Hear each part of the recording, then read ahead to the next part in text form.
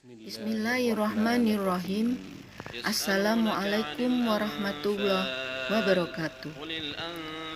Bab tentang ghanimah dibuat dalam rangka memenuhi tugas mata kuliah Sejarah Peradaban Islam dosen Dr. Muhammad Arfan Muammar. Masa awal hijrah di kota Madinah. Nabi Shallallahu Alaihi Wasallam di Mekah 13 tahun, kemudian tahun ke-14 hijrah plus 10 tahun, total 23 tahun masa kenabian, menghadapi berbagai macam masalah, terutama masalah ekonomi.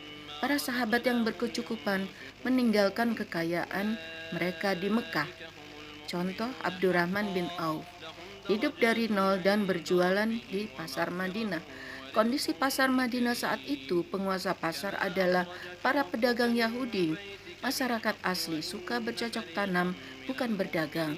Kaum muhajirin gemar berdagang. Salah satu sumber pendapatan dalam membangun ekonomi umat saat itu di zaman kepemimpinan baginda Rasulullah SAW adalah ghanimah. Apakah ghanimah itu dan bagaimana aturan pembagiannya? Ghanimah adalah harta rampasan perang yang diambil kaum muslimin dari musuh mereka dalam peperangan. Pembagian ghanimah 20% untuk 4% imam, 4% fuqara dan masakin atau kaum fakir miskin, 4% musalihul muslimin atau untuk kemaslahatan kaum muslimin, 4% ibnu sabil, 4% yatama atau anak-anak yatim. 80% untuk diserahkan bulat sebagai bagian tentara negara Islam. Haram hukumnya menjual ghanimah atau harta rampasan perang sebelum dibagikan. Ada dua alasan dalam ghanimah. A.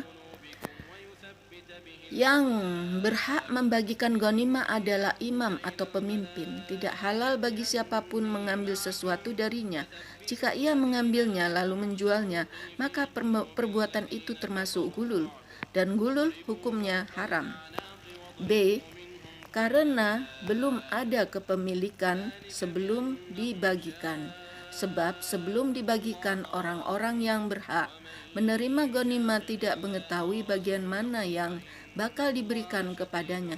Jika ia menjual bagiannya sebelum dibagikan, berarti ia telah menjual sesuatu yang majhul atau tidak diketahui barangnya.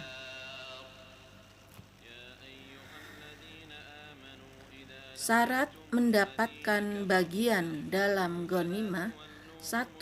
Islam, 2. balik, 3. berakal, 4. merdeka, 5. laki-laki. Orang yang tidak mencukupi beberapa syarat tersebut tidak mendapat bagian tertentu, tetapi mendapat bagian menurut pertimbangan imam atau panglima umum dengan dasar kemaslahatan menurut pandangan keduanya. Dasar hukum mengenai ghanimah adalah Quran Surat Al-Anfal ayat 41 dan Al-Hadis.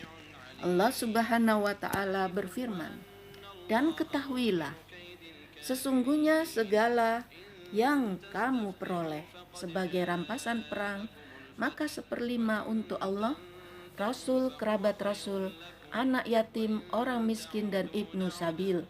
Demikian jika kamu beriman kepada Allah dan kepada apa yang kami turunkan kepada hamba kami Muhammad di hari Furqan, yaitu pada hari bertemunya dua pasukan. Allah Maha Kuasa atas segala sesuatu."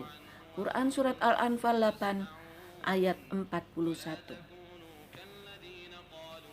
Al-Hadis, Rasulullah Shallallahu Alaihi Wasallam bersabda, harta rampasan perang itu sebagian untuk tentara yang berjalan kaki, 3 bagian untuk tentara yang berkuda, dan sebagian untuk dirinya sendiri. Hadis riwayat Abu Daud.